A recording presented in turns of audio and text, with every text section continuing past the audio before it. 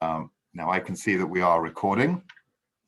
I'll start this formally, if I may. So I'm holding a series of sessions on behalf of local residents and parish councils to review some of the decisions that led to the selection of Route E, and that stretches all the way back to 2019, but also for some more recent views about what may have changed, what may not have changed on that route selection, and particularly around the process around that route selection. We've got a series of these meetings, and the first meeting is with Jon Shortland from Bedford Borough Council. Jon is Chief Officer for Planning and Infrastructure, a role he took on from March 2020, so that's after the consultation was complete and the decision was made, but it's an area that he now has responsibility for. And we're going through a series of questions which parish councils have raised with 4 people who will be asking questions, and I'm going to limit those to a series of 10 minutes each, if we may. There may well be some questions. We have a whole list that Jon may not have answers to straight away. So if you could kindly then come back to us and we'll move on to the next question, that would be good. And we'll start, if we can, with Mike Barlow, who's going to ask some questions about the route selection for Route E. Mike, are you with us? I am. Can you hear me okay? I can, and I think Jon can hear you, and we'll be off. Firstly, Jon, thank you for making time to talk to us tonight. My first question revolves around the Kilburn reports. The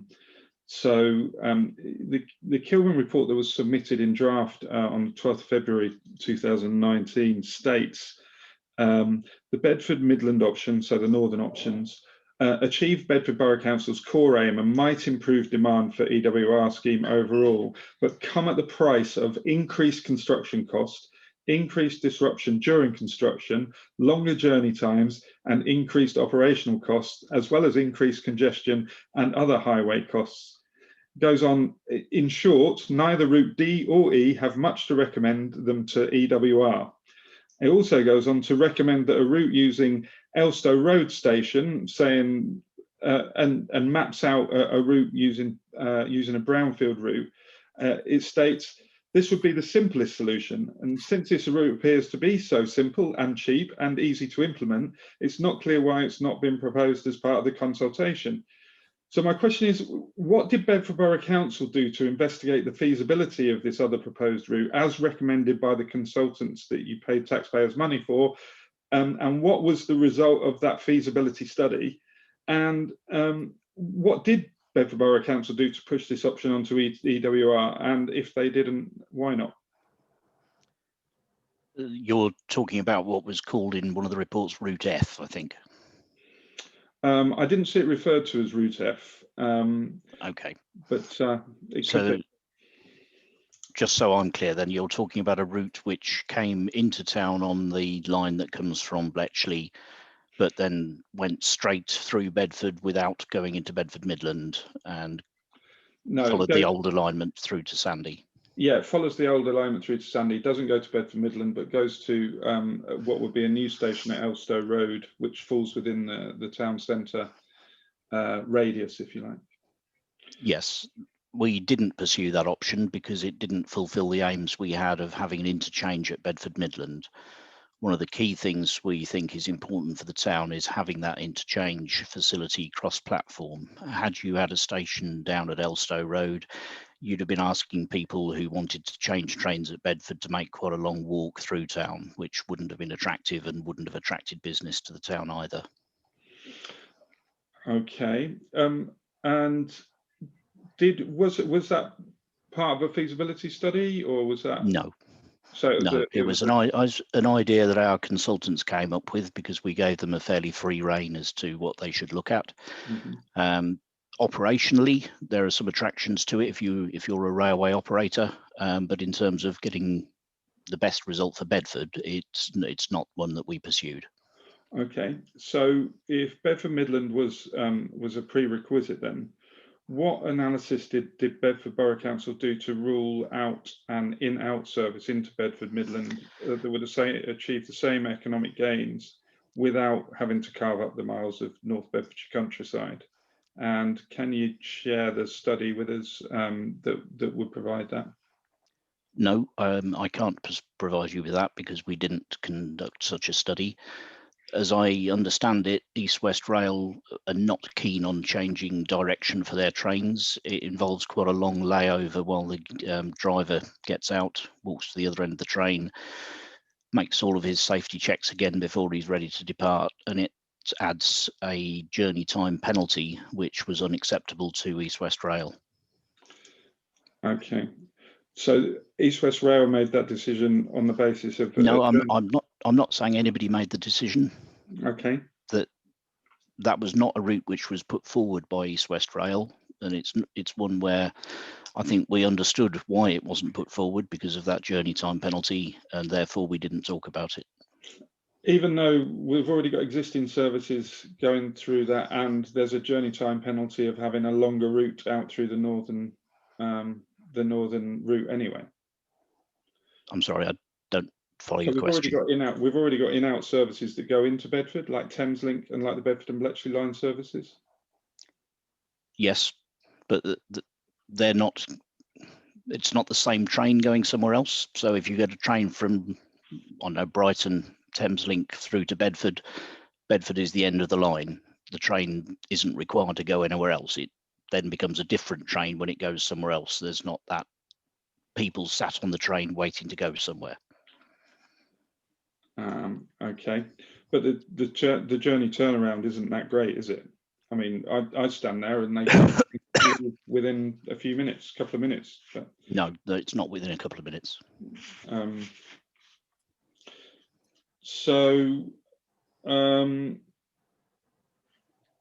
Before instructing Kilburn to therefore concentrate on only the Route D and E routes, what environmental assessments did Bedford Borough Council perform? I mean, can these be shared? Specifically, what about the increased traffic and congestion that Kilburn referred to, and the pollution analysis for the increase around Bedford Midland Station? What about the impact on the green infrastructure belt that was identified between Brickell and Clapham in the 2009 Green Infrastructure Plan? And what comparison was made of the southern versus the northern routes? The commission to our railway consultants was around how you best build and organise a railway. It wasn't around any environmental factors. The East West Rail consultation document, which does look at the environmental factors, in fact said that Route B and E were the two with the best environmental performance. So even though it's steeper gradients, tighter curves. Talk to me about the steeper gradients and the tighter curves. I'm interested to think why you don't think those are acceptable. Because you need more fuel, more power to get up them. It's a longer route, so you need more materials and more fuel and more power to get up through a longer route. You need to control the braking on the way down. As we all know, braking is what costs fuel, not accelerating. So there's a multitude of reasons why I think curves and gradients cause environmental impact, as opposed to something that's flatter and straighter and shorter. Don't you? There would be some difference between them, yes, but you're focusing then very narrowly on those parts of an environmental assessment and not, for instance, on the landscape impact, which I understand is far greater on the southern routes, and some of which would have gone through the RSPB Bird Sanctuary at Sandy. It wouldn't go through the RSPB Bird Sanctuary at Sandy. That's southeast of Sandy. The route goes north of Sandy. There's a whole town in between them. And even if it did go not all of the routes go that way, do they? No, but the route that, but there are route options that do, and the RSPB Sanctuary already has the A1 and the East Coast Main Line that runs next to it, so it doesn't seem that much of an issue for them. So what we're saying then is that you can have an environmentally sensitive area which is very close to a railway and about almost a motorway. Yeah, in fact, I'd encourage you to put the railway next to the motorway. Well, if it was going north-south, you could do that. Clearly, you can't if it's going east-west. Well, you could go along the A421, couldn't you? I mean, rather than carve up virgin countryside, you could follow an existing transport corridor, is what I'm pointing out. What about the green infrastructure belt that was identified in 2009 as being influencing decisions around protection?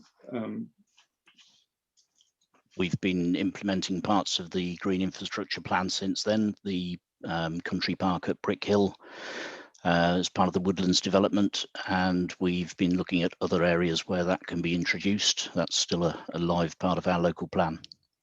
Okay. I think one of the things I think we have to recognise is that the corridor E is quite a broad corridor. We'll find out in the next week, maybe the next fortnight, what the potential routes within that broad corridor are. And at that point, you could look in more detail at what the environmental impacts of, I don't know what they're going to call them. Let's call them blue and green routes for the moment. I think there's going to be a choice of at least two. There might be more than two that are put forward for us to comment on. And once we know where those are, then you can have a much more realistic view on the environmental impact of each. I'd argue that the route's actually very narrow between Clapham and Brick Hill, a few hundred metres. That part of it certainly is, yes. The bit as you go out towards the East Coast main line is much broader. Yeah. The other, Mike, we're going to have to move on. Okay. We can circle back, but sorry to cut you off. But we'll move to Steve, who's got, I think, some questions, John, about the economic modelling and the gross value added parts, which were specifically in the Bedford Borough submission. So, Steve. Yes. Thank you, Richard. Hello, John, and thanks for your time. Just a couple of questions on the submission that Bedford actually made to East West Rail in 2019 regarding economics. First of all, in that document, you compared the uplift to local GVA from a Bedford Midland station compared with one to the south of Bedford. The difference was 6.23 million per annum, which on its own looks a reasonable enough figure, but when you drill down into a subsequent table, it transpires that 5.2 million of that comes about from passengers interchanging between East West Rail and Midland Main Line. Yeah, and that's the point I was making in the previous answer about the need for that connection to be at Bedford Midland Station and not involve a walk through town or another train journey. I understand your point, but my point is £5 million deriving from interchange customers. How does that benefit Bedford if people are just swapping trains? That's not just from them swapping trains. The proximity to people travelling in the other way will spill out from the station into meeting areas, offices, businesses. The fact that you can go east, west, north and south from the same point will make it a focal point for development. Yeah, it will, but on its face, what this is saying is that people will split their journey in Bedford and wander off into town and spend £5 million per annum and then come back again and pick up another train to go in a different direction. That's what that suggests. Okay, I can see it can be read that way, but that is not how you quantify the benefit, no. Right, okay. And then moving on, the gross value added for Bedford Borough, I think if the maths are done, works out a bit over £4 billion a year. You know, that's the sum of economic activity across the borough. Yeah. The GVA uplift with East West Rail coming into town, according to the council's figures, is 18.5 million per annum, which is less than 0.5% uplift to the GVA of the borough. And then if you compare that with a Bedford South station, the uplift is less than 0.1%. So would you like to comment on the fact that the uplift actually in real terms, whether it's 5 million, 6 million or something else, or 18 million on the council's figures, is minuscule and the effect will therefore be very limited? I don't dispute your percentages. What I would say is that if you offered the economy as a whole for the country a 0.5% extra GDP a year, the Bank of England and the Treasury would snatch your hand off. What those figures mean in real terms for the borough is a creation of 225 jobs. So it's certainly not an insignificant thing. And if we can get 6 million more into the borough's economy than we would do otherwise, why would we not do that? Yeah, but the difference, what's the difference between job creation in central Bedford compared with a station at the south? Of those 225 jobs, we have a figure of 135 in central Bedford. Right, so 135 in Bedford. Central Bedford. Central Bedford, right, okay. All right, well, I won't press you any further on that. The numbers look very small to me. Could you then just finally just let me tell us what the main elements of town centre regeneration will be triggered by East West Rail, and how will they be funded? We're not a central or Eastern European command economy where we say this is the business that will happen and this is the 5-year plan for developing it. Okay. So I can't say there are these individual elements which will definitely happen. What we're saying is that building the station in the centre of Bedford gives the opportunity for that to happen. And that is starting to become evident even since the decision was made to come through Bedford with I don't know if people are aware of the town deal that we have on the table at the moment with the government. Bedford's one of 101 towns across the country which was asked to submit plans for how it could develop. We've got a bid in for a shade under £25 million, which includes redevelopment of the station area, including a public square, redevelopment of Midland Road. We've got £7.5 million in for that, for making Midland Road a more attractive, business-friendly way to walk in from a new station to the town centre. All of that sort of thing is coming about because the station is in Bedford, not somewhere on the periphery. So that's £25 million, which is going to be pretty much tied to the creation of the new station complex. Okay. Tell me if I'm wrong, John. I'd heard that the 25 million bid by Bedford Borough Council had been rejected by government. You're wrong. So what is the position? The position is the government announced 45 town deals in the budget, but it didn't announce ours.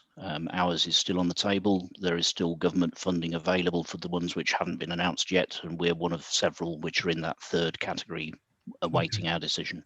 All right. Thank you. All right. They're my questions, Richard. Thank you. Steve, thank you very much. So we'll turn to some engineering questions next, if we can, if Peter's ready. Peter. Is Peter with us? Can't hear you, Peter. If you can unmute yourself. Gotcha. There we are. There you are. Peter. Good evening, John. Good evening. My questions are going to be prefaced by a few words to set the scene. The BBC response to consultation highlighted their intended compliance with the first 2 of 7 strategic objectives that were set by the Department for Transport for the East West Rail Central section, which are all listed at section 2.8 of the EWR option consultation technical report, which was dated January 2019. The 6th of these objectives read, maintain current capacity for rail freight and make appropriate provision for anticipated future growth. The BBC response contained no reference to freight at all, and the Kilburn technical report for BBC referred to freight just 3 times in 2 consecutive sentences. The question is, why did the BBC in their response and technical report, which focused totally on achieving selection of route E, downplay the need for a full freight capability when it had been identified as a strategic objective of this nationally significant infrastructure project? I don't think there's a specific route E freight element. Whichever route was chosen the amount of freight traffic using it would be determined by the route that was taken. It's not, we haven't got freight yards in Bedford which would be affected by freight movements. So whether it was route A, B, C, D or E, I'm not sure that that has a big impact on how much freight you move. Well, yes, we're not suggesting that Bedford will become a freight terminal, but if you listen to the recent Peloton series of lectures, presentations on the East West Rail project, and you talk to people on the Strategic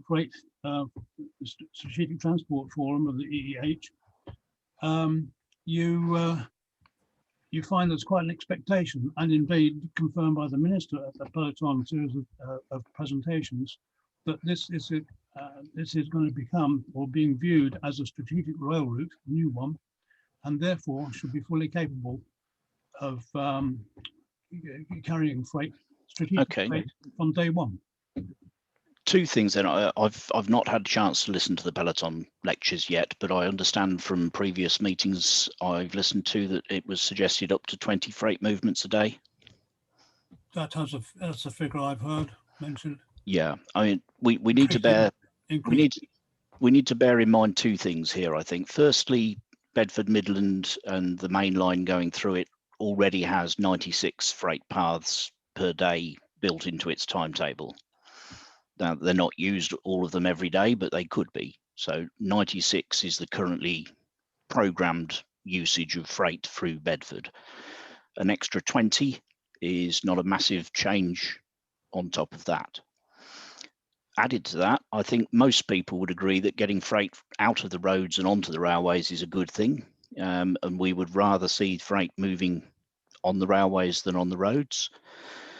I agree with, I think, Mike, you were mentioning earlier, the energy consumption is higher on gradients and curves. We fully support the railway being an electric railway. We should be making that part of our next consultation response, as it was part of our previous discussions with East West Rail. The other thing is that if you look at the rail network for the country, Bedford isn't well placed for freight movements. If you're coming, I'm sorry, can I interrupt you there, because we're slightly at cross purposes here. I'm talking about east-west freight movements, not north-south. You know, the existing freight movements, that's understood, they go straight through, no trouble at all. This was the contribution that the East West Rail could make to the movement of freight. Okay, that's from the East Coast ports to across to the other side of the country. I'll move on to that then, because the main movements of freight from the East Coast ports is actually to the Midlands and to the north, not to the Oxford area. If you're driving a freight train leaving Felixstowe, if you end up in Bedford, you're going to have to stop your train, block the main line for quite some time while you get somebody to drive, to walk to the other end of it, to turn the engine round and go north. It's not an easy movement.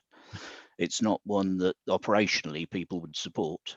The main route from the East Coast to the Midlands and the North goes through Ely and across to Leicester and then to Nuneaton.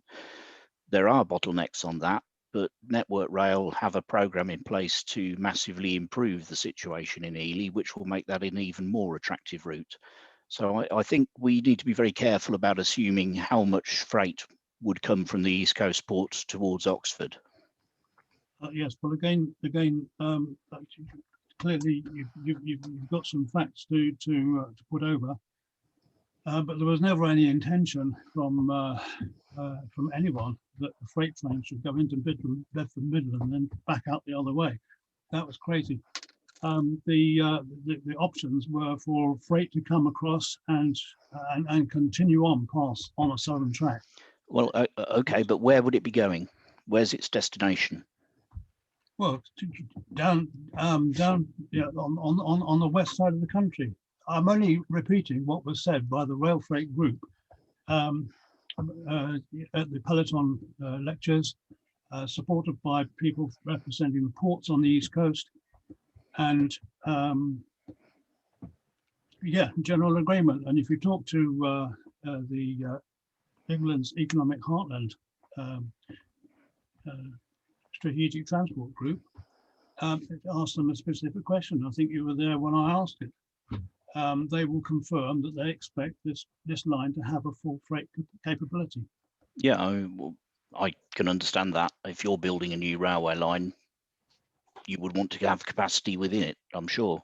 Well, that's what I'm saying to you at the moment is that the demand for trains to run from Felixstowe to Oxford or Bristol is not great. I accept that. And we're obviously dealing with an area where you weren't in the chair. So it's a little bit unfair to talk about how the decisions were made earlier in the year. And we have questions for. I think can I just address that point, because we've been getting a lot of people standing up and saying that the Bedford Borough has made this decision. It hasn't. We need to be very clear about this. This was an East-West Rail consultation that took place. Mm-hmm. The decision was made by East-West Rail and Department for Transport. We were a consultee and we put our views forward, as we did, and I'm sure most of you did as well. But we weren't the people who said, yes, this must happen. We were the people who said, here's some views that we have, which makes it Route E look more attractive to us than the other routes do. So I think the idea that we have the power to make that decision or make other people make that decision is mistaken. And even had I been in the chair a year earlier, I wouldn't have been able to do that. I accept what you say. Yes, East West Rail. We'll be talking to them later on this evening, and there are questions lined up as to why they put in certain advice in the technical report, which actually paved the way for you to say, yes, we can do a quick, shorter route, a shorter interpretation of the East Route E option that they had given to you, which was fundamentally based on a 1 in 125 gradient to cater for all manner of freight. Okay, I just, when we mentioned gradients, I've done a bit of research into this because I've heard it mentioned in other places. The Midland Main Line through Sharnbrook is already at 1 in 119. So 1 in 125 is not unusual. If you took a train on the West Coast Main Line from London to Glasgow, you'd go over Shap Summit, which is 1 in 75. If you were to use the new HS1 train that goes under the Thames, that's on a 1 in 40. And the biggest or sharpest incline I could find was on a line south of Birmingham on the main line down to Bristol, and that's got a 1 in 37 gradient. So quite often they put 2 engines on the freight train to handle that sort of gradient. They're double-headed. I agree. It's a matter for discussion as to whether it's 1 in 80 is okay for all new lines. It's generally accepted that for full freight capability, where every rail wagon can go up to 100 tons in weight, that 1 in 125 is a figure that won't trouble them. You go steeper than that, you start to find limits. Well, when we see the actual alignments in the forthcoming consultation I mentioned earlier, we will be able to tell what gradients they've managed to achieve and whether that's by cutting, by tunnel, or by running up the side of a hill. I can tell you that the unique properties of Route E are that it departs from the Midland Main Line and it goes through a funnel, a long stretched funnel up a hill. So everything is conspiring against it in that one section. And that's the most critical thing on Route E and the most critical area in the whole of the East-West Rail route. The solution that the Kilburn Engineering Report pointed towards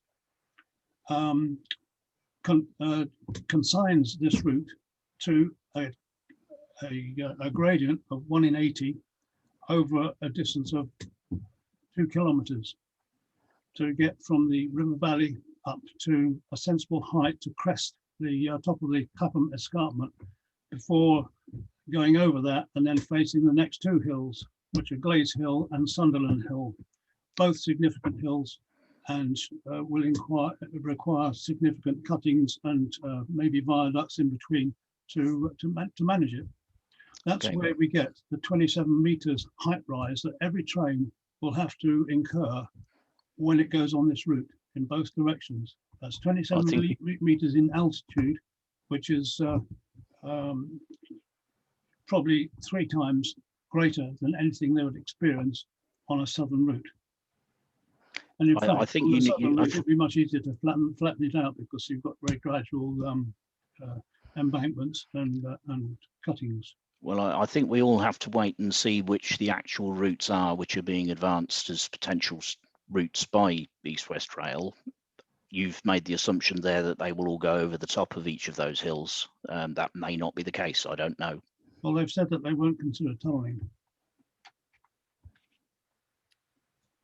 So there's only one way to go over the top, Well, and that is. So if we get back together in 2 weeks' time, we'll be able to see, won't we? Yeah, Peter, we were having a discussion about something which perhaps I think there might be elements of that might need further inquiry, but there is, as John is saying, there are some elements which we don't know. Do you have any other question? Because otherwise we can always come back, Peter. Otherwise, I'll move on to Brent and the questions on the decision process. Can I just? Good evening, John. Sorry. Hello. Thanks for speaking to us tonight. No, that's fine. John, I just want to pick on something earlier you said. You said we'll find out the route alignments in the next week, the next fortnight. Can I ask how you know that the alignments will be out by then? East West Rail have consistently refused to tell any of us when the dates are, when the alignments will be out. Have they told you when they'll be out? No, they haven't. I asked them again today, and they said we expect it to be in the next fortnight. We're waiting on the number 10 grid. So they've told you it will be definitely in the next fortnight? No, nothing's definite with government. They were definitely going to tell me about the town deal last week. What exactly have they told you about when the alignments will be out, John? What I've just told you, that they expect it to be in the next 2 weeks, depending on when they can get a slot in the number 10 grid. Okay, John. Can I ask you, John, do you know what the route alignments for Route E are? No, I don't. I would really like to, and I ask them every time I meet them, and they always tell me, we can't tell you that because you'll tell other people, and they're probably right. I probably would. Right. Okay, then. John, I know that you're arranging meetings with parish councils regarding the Route E alignments. Yes. This is now for Route E. Do you know if it was ever suggested to Chris Pettifer or whoever was doing the job at the time that you and the Mayor and Councillor Headley or whoever was doing your job should meet the parish councils during the original 2019 consultation? There's lots of people saying they weren't consulted properly, they didn't know anything about it. In fact, I've just had an email in from a gentleman in another parish who said he's found out yesterday about this. Was there any consideration of going out into the parishes or holding meetings during the original consultation? I'm afraid I don't know. It's nothing to the best of your knowledge. I wasn't aware of any, no. But you would have been as aware as I would, I suppose, if you were running the parish council at that time. Well, yeah, you would think so. John, I've got to pick you up on saying that Bedford Borough didn't make the decision on Route E, that it was East West Rail and you were just a consultee. Come on, John, Bedford Borough were much more than a consultee. You've got Councillor Headley, he's been working on this for a decade. The Mayor, East England, Heartland, Semler. I find it disingenuous of you to say that you were just a consultee. You weren't just a consultee, John. We were certainly proposing this. We were just a consultee, as was every other local authority along the route. And if you look at the authorities with the Bedford-Cambridge route in their areas, we wanted Route E, Huntingdonshire wanted Route E, South Cambridgeshire wanted Route E, and Cambridge City wanted Route E. Central Bedfordshire didn't want Route E, they wanted one of the southern routes, but I can't remember which one. We all put our views forward to East West Rail, but my vote wasn't any bigger than Central Bedfordshire's vote. I think we're going to have to agree to disagree on that one, John. I think you were much more than consultees. And I think the fact that you say that Bedford Borough were pushing for Route E You certainly never came out and told anybody in the parish councils, and there was certainly nothing that was seen from Bedford to explain to people exactly where Route E would go. No, that's just not true, Brent. I'm sorry. What happened then, John? Why is it not true? We publicised the consultation on our website. The mayor tweeted, he Facebooked about the fact that we were supporting Route E. We produced a leaflet which went to every household suggesting that they ought to join us in supporting Route E. We were certainly not shy about saying we were supporting Route E. And the reason we're supporting Route E is because that was been council policy since at least the allocations and designations plan of 2013. I think, John, that saying that you put something on a website and that you put a couple of Twitters out and that a leaflet went out to some houses, certainly none in this village got it, certainly doesn't lead me to say that you publicised it thoroughly. And I think that most of the people, especially people who are not on Twitter online, there's about, I would say 30% in this village who are completely offline, and they didn't, if they didn't get a leaflet, and they're all saying they didn't know anything about it except what we as a parish council did. And some parish councils were a bit blindsided by this and either missed it or let it go purposely. So I think we will have to agree to differ, that I certainly don't think that this was publicised properly for the people of Bedfordshire. Well, I think people have selective memories about their involvement in consultation. This certainly wasn't a secret consultation. It was on the BBC News. It was in the local newspapers. There was a lot of publicity about it, which I'm sure East West Rail will tell you about if you ask them. I think you said you're meeting them separately. That's correct, John, but you're just speaking for Bedford Borough Council. I am, and what claim, not East West Rail. I am just speaking for them. I do not think that Bedford pushed this out properly. I don't even think there was a full Borough Council meeting on this, which would have got picked up by the papers and would have got picked up by a lot more people. I certainly don't think that happened. I never saw one. You may be right that there wasn't a paper on this. There wasn't, John. There wasn't a full Borough Council meeting on it. Okay, I haven't got the agendas of those councils meetings with me to say definitely whether you're right or not. I think you're probably right, because it was a very short consultation period in terms of getting a view together and then taking it through the committee process, which would have taken some time. But that policy was already agreed as Borough Council policy. I think it would have been much better if we'd have heard more about that, but I think we've more or less done that to death. Thank you very much, John. Okay. Thank you, and thank you, Brent. I'm going to circle back in a minute to Mike, who may have had a chance to pick through some of the other points that were there that may not have been answered before we close. And if members from the parish councils who aren't asking questions have questions, do feel free to put them in the chat. We can add. But before I go back to Mike, I might just go to you, John, and just say you've heard some questions, but there may have been some points of clarification that you may feel you may want to bring out, and it would be sort of helpful if you did want to say that. You just put that out for us. Okay. We've not talked about the Wixoms, which I thought you wanted to talk about. I'm happy to do that if you want, or leave it if it isn't as important as that.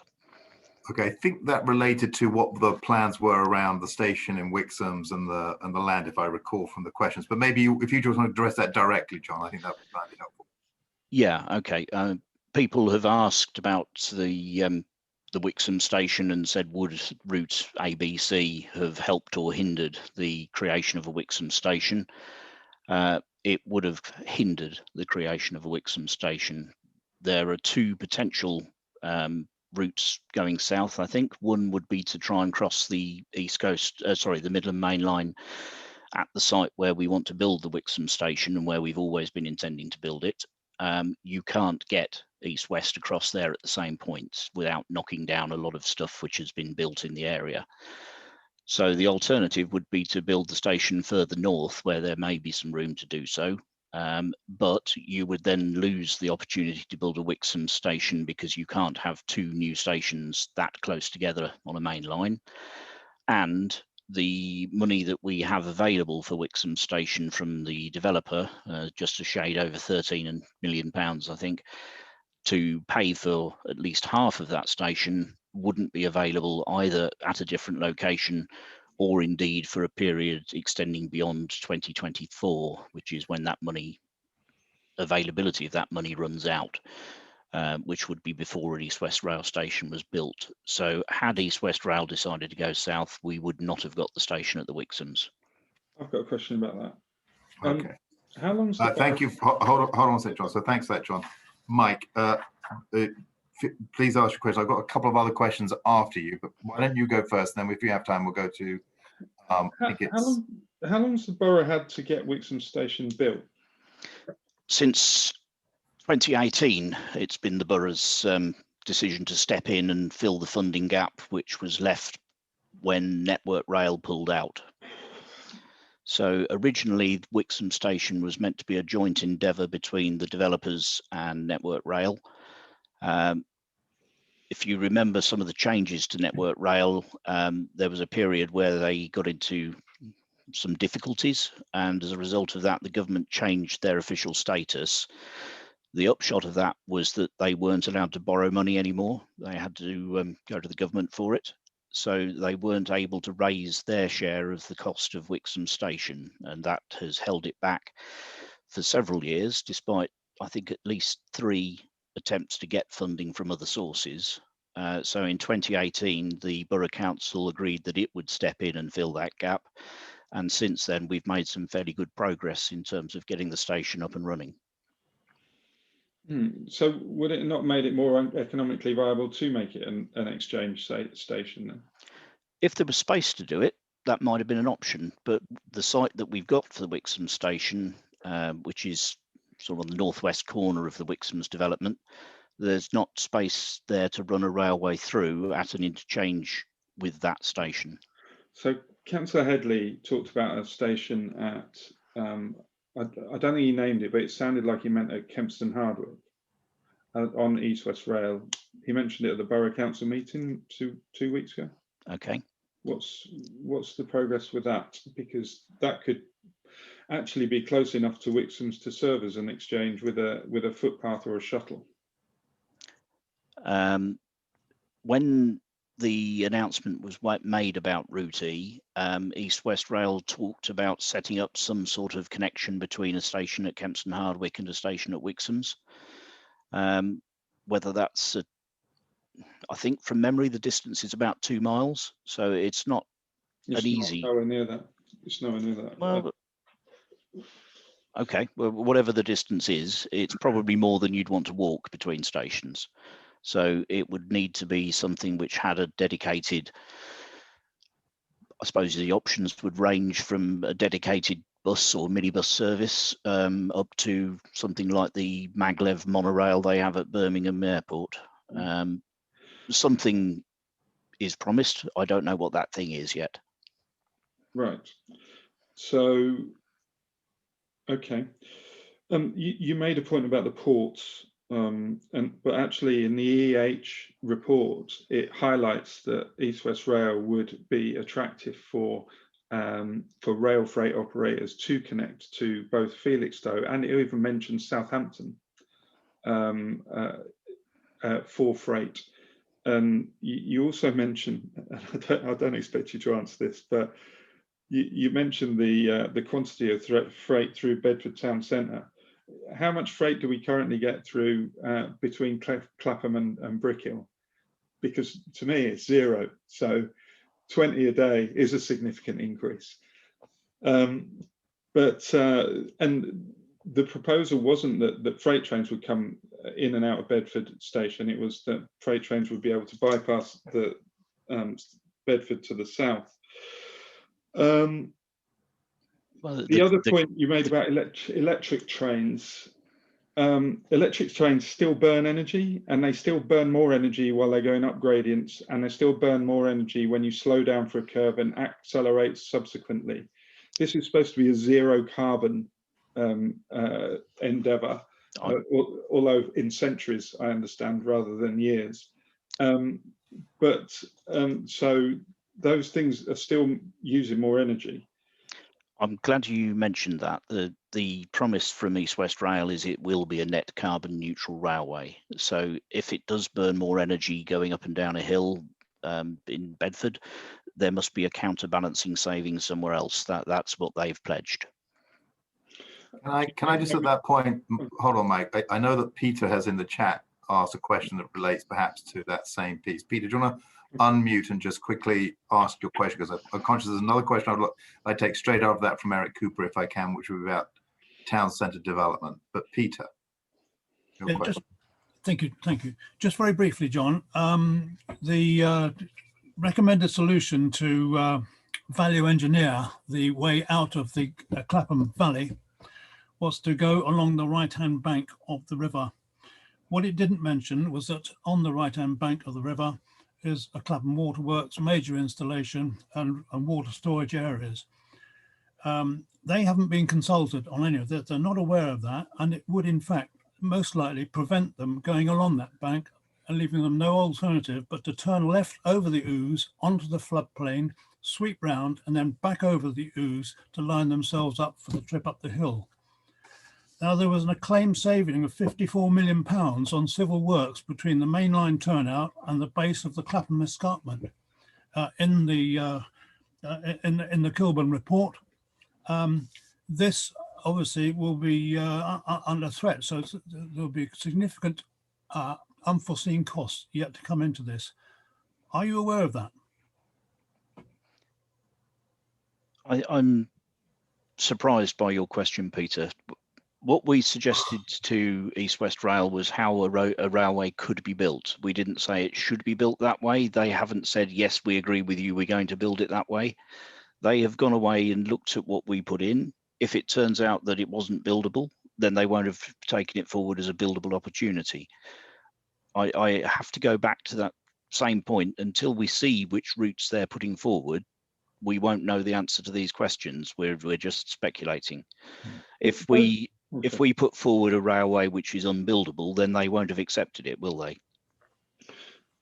Those cost savings, that cost saving build that you built, that was that Kilburn make it very clear in their final report that wasn't their design. That was Bedford Borough Council's design. No, they don't make that clear at all, Mike. I'm sorry.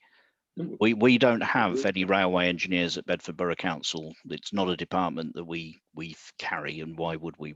We don't build railways. When they say that Bedford Borough Council has come up with this, what they mean is that they have come up with it for us. So they've done that, and you've done the due diligence to check that's right. We again don't have railway engineers within the business, so that we cannot check railway design and say yes, that's acceptable or not, because we're not people who have that competence. Could I just add that Kilburn said pointedly that this was Bedford Borough's plan.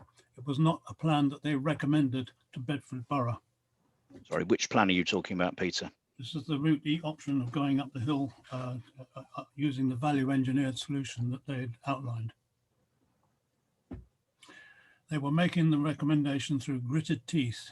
No. Almost as if they were given no alternative, that they had to support this and stretch it as far as possible. No, it wasn't through gritted teeth. That they are our consultant engineers. They came up with a proposal which met the objectives we had of getting a railway through Bedford Midland Station. So if I can, at this point, just John and Peter, thank you. Just Eric Cooper had a question. Eric, you'll have to unmute. You weren't on our list of questions, but as you're the only one who put in a question, I will exercise my rights to ask you to put your question to John. If John That's great. Thank you, Richard. And hello, John. Eric Cooper from Clapham Parish Council. Hello it's in two parts. If you put a station to the south of Bedford, you can then have high density residential growth. You can put employment there. It fits in with the Cambridge to Oxford ARC aspirations for all the growth. It seems a very much of a win-win. So going with a station rather than they're going through the town centre, you don't get that level of growth. And I can't understand where you're going to get that growth from, which meets the wider ambitions. You talk about redevelopment of Midland Road, which is fine. you've got some car parks here you can dig up and put some buildings on there potentially. I can't foresee that you're going to knock down all the residential developments and completely rebuild that part of town. So I'm a little bit curious about where all this redevelopment is going to come from. And then the second part of that, just very finally, the second part of that is, if you take I don't know, a 15-20 minute walking isochrome, you cover a very small part of Bedford. How, given the road network in Bedford, how are you on earth you're going to get people in the whole of Bedford to this station? You know, whereas a catchment area to the south of Bedford would be far greater. So the take up of use of the railway line, I would have thought would have been significantly improved. No, our experience, well, the country's experience of stations built in the middle of nowhere is that they don't attract. I don't know if you've ever been to East Midlands Parkway station in Nottinghamshire, but it's a bit of a desolate wasteland. I tried to be sustainable by getting the train there to go to East Midlands Airport, which you would have thought was fairly adjacent to East Midlands Parkway. Instead of which, you turn up there and there's a payphone with a taxi number stuck in a small card beside it, and you have to ring the taxi and see if they're available to come and take you when there is only the one taxi. Stations built in the open countryside are certainly not a panacea. If you manage to build something around it, that does help, and that's the principle behind the Wixoms, that they will have their own station, and that will encourage people to live there and catch the train rather than drive. But our growth plan is centred on Bedford. That's what people have told us over the years. They want brownfield development first. We're looking at the area. I don't know if you know Ford End Road, but as you leave the station, there's a lot of land on the left of Ford End Road, which is brownfield land, which is available for redevelopment. There are also the car parks that you've mentioned, and we have plans for the south of the river area, stretching down Kingsway. There's also potential developments as you head down the Kempston Road. So there's certainly places within the town centre where growth is allocated, and will come forward much more easily with the attraction of having that connection at Bedford Midland Station, which will enable you to visit all 4 compass points. Thank you. And a question about access. The question about access, how people are going to get to the station? There is a question about access. Clearly, we want the development to be sustainable, and putting it in the middle of the town gives it the greatest option of being sustainable, because people can walk and cycle there from all across the town. In terms of car journeys, yes, there will be people who want to drive into Bedford to get on the train there. We are looking at the option of providing additional car parking so that people are able to do that. But it's got to be taken as a whole, and it will be more sustainable in an area where more people can walk and cycle there, which wouldn't be the case for a southern option. The vast majority of Bedford, sorry, Eric, if you don't mind, just a time, but thank you very, very much. There's one very quick final question, John, that was, I'll interpret because I'm not quite sure who iPad is, but it's about in relation to either the consultation the Bedford Borough put forward, is about the issue of sort of development and housing. And so what discussions did the council have or was required to have when it came to the route selection, that there was a housing cost that came with it, or with a station north of Bedford? I think it's the gist of the question. Yes, there is the potential. When we were responding to the consultation, we had just agreed to cut our local plan period back to 2030 and take out any reference to a garden village. Looking at the period after 2030, then a garden village may become appropriate again, and it would certainly be more attractive if it had a railway station. We all know the problems of traffic up and down the A6. You would struggle, I think, to justify a garden village that didn't have a station. So the one which was put forward for our 2030 plan at Twinwoods could have a railway station on the East West Rail if East West Rail put forward an option which went to the very north of the corridor. So there is the opportunity for more development around that point if the railway goes that way and they build a station. It's not to say that, just to be absolutely clear, I'm not saying that that's the council's policy, because it isn't. I'm saying it offers the opportunity. Would that not undermine the business case for Bedford Midland, though? Wouldn't that be totally contrary to all the arguments you put forward for investing in getting it into Bedford Midland Station? In brief, no. Brent has had his hand up for some time. Could we? Yeah, I can go to Brent, but I'm also conscious of your time, John. So I'll make this from Brent the last question, then we'll close. Thank you very much, Richard, and thank you for spotting that, John. I really do appreciate the courtesy. John, you said that you support the rail line being electrified. We know that Minister Grant Shapps was on national television and said it would be diesel. You said that East West Rail have promised that the line will be carbon neutral. So what that boils down to for us and for Bedford Borough Council is that it's okay for these diesel trains to pollute at the Bedford section of the line, coming up through the town, out through Brickhill, out through the villages, Ravensden, Wilden and all the rest, as long as East West Rail makes sure that somewhere further down the line, Oxford, Cambridge, wherever, is cleaner, but we end up with the pollution in our area. Okay, I don't think the battle for electrification has been decided yet. It certainly hasn't been lost. I don't know if you saw there was a debate in the House of Lords after Grant Shapps had made his announcement, and the railway minister in the Lords indicated that electrification was still a possibility that they were looking at. We will continue to push very hard for that, because I do believe that's the best way to run the railway. I agree it is the best way to run the railway, but a half promise and a maybe, and we'll see, we'll put our finger in there and see what happens, doesn't help the people of Bedford and the surrounding villages who are going to be getting this particulates from these diesel trains. And how long is this rail going to be there? 100 years? I don't know how long it will be before it's electrified, but my guess is certainly not within the next 20, because it's far too expensive. Well, I'm more optimistic than you are, Brent. I'm not giving up on that battle, and I think we can still win it. Well, it's good to, if I can, Brent, it's good to end on an optimistic note. So I think there have been some challenging questions. I am very grateful to you, John, for responding to them, and very kind at the start saying that there were others that you would respond to. And I think at the end of this, the people who've asked the questions and the parish councils who've taken part may sort of summarize the bits that they think are still outstanding and perhaps send that to you as a rather shorter list than perhaps the ones that were there at the beginning. And can I also thank Mike, Steve, Peter and Brent for their questions. Thank you all very much indeed. Thanks, Richard. Thanks, John. Thank you. Thank you. Thank you. Sorry.